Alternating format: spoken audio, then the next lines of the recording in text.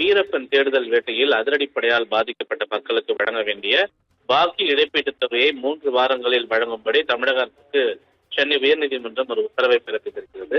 சந்தன கடத்தல் வீரப்பன் தேடுதல் வேட்டையில் ஈடுபட்ட தமிழக, கர்நாடக சிறப்பு அதிரடிப்படையினர் விசாரணை என்ற பெயரில் மலைக்கிராம மக்கள் மீது மனித உரிமை மீறல்களில் ஈடுபட்டதாக தேசிய மனித உரிமை ஆணையத்தில் புகார் அளிக்கப்பட்டது.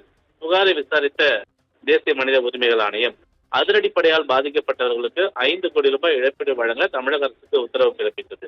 இந்த உத்தரவின்படி தமிழக அரசு பாதிக்கப்பட்ட மக்களுக்கு 1,20,50,000 ரூபாய் இழப்பீடு வழங்குகிறது. பாக்கி தொகையான 3,80,00,000 ரூபாயை வழங்க தேசிய மனித உரிமை ஆணையம் உத்தரவு பிறப்பித்திருக்கிறது. இந்த உத்தரவை அடுத்து தமிழக தலைமைச் செயலாளர் தரப்பில் சென்னை உயர்நீதிமன்றத்தில் ஒரு வழக்கு தாக்கல் செய்யப்பட்டது. இந்த வழக்கை விசாரித்த உயர்நீதிமன்றம் பாக்கி தொகையை வழங்க வேண்டும் எனவும் பயனாளிகள் குறித்த விவரங்களை சேலம் மாவட்ட ஆட்சியரிடம் வழங்கும்படி விடியல் மக்கள் நல அறக்கட்டளைக்கு உத்தரவு பிறப்பித்திருக்கிறது.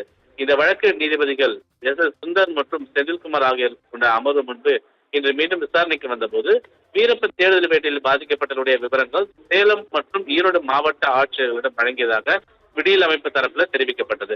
பாதிக்கப்பட்டவர்களை அடையாளம் காணப்படுவது குறித்து தொடர்பாக இழப்பீட்டு நிதி ஒதுக்கீடு குறித்தும் அரசு கடிதத்தை தாக்கல் செய்த கூடுதல் தலைமை வழக்கறிஞர் பாக்கி இழப்பீட்டு தொகையை வழங்குவதற்கு 3 வார காலம் அவகாசம் வேண்டும் என்று நீதிமன்றத்தில் கோரியிருந்தார்.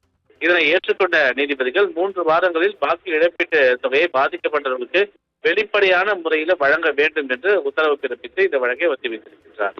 நவீனா, விவரங்களுக்கு நன்றி சிவா.